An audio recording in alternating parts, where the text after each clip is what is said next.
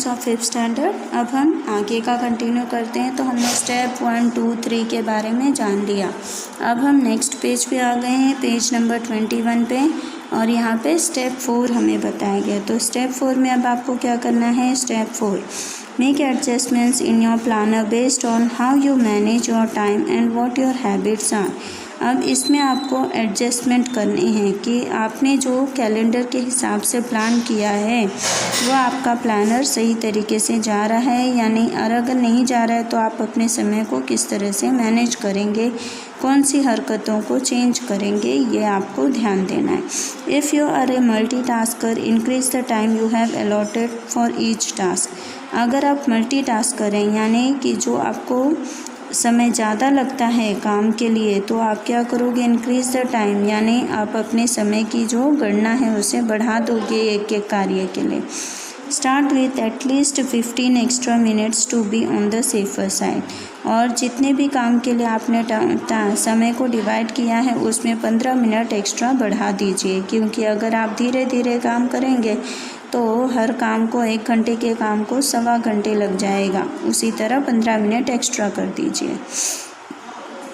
If you are a helper, start every project a little earlier. अगर आप helper हैं यानी अगर आप किसी की मदद करने वाले में के हैं तो आप हर प्रोजेक्ट या हर कार्य को टाइम से पहले शुरू कर दें।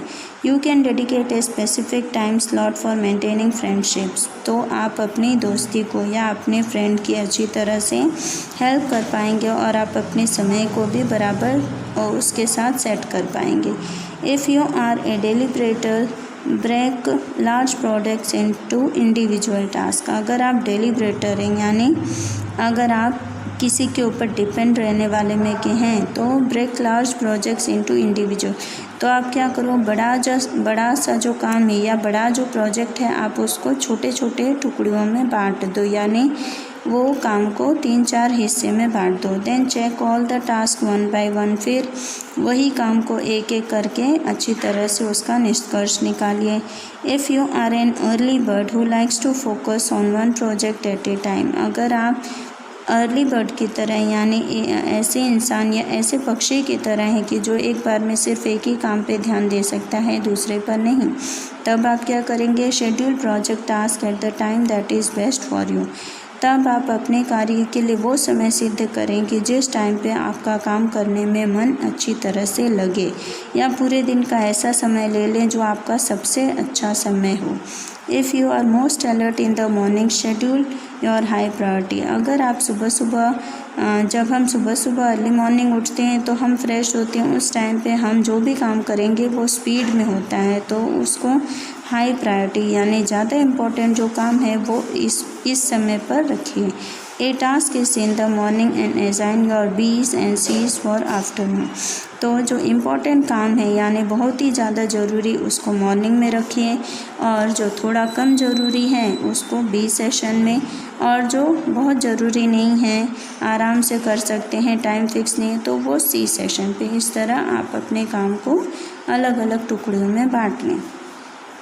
फिर आ जाइए स्टेप 5 पे। अब स्टेप 5 में क्या करना है, do review and repeat daily, यानी करो, रिव्यू करो यानी उसे देखो, एंड रिपीट डेली, फिर उसको रोज़ाना आप करो। As you go through your day, tackle task based on how you have organised your A, B and C priorities in your planner.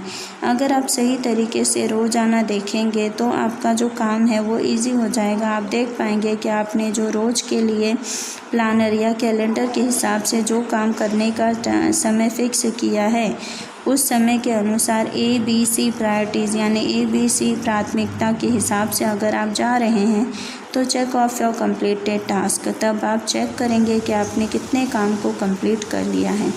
Copy uncompleted task to tomorrow's to do list. अब उसमें से जो आपका काम incomplete है यानी पूरा नहीं हुआ है उसको आप कल के लिए रख लीजिए पहले लिस्ट में, and start the whole process the next day.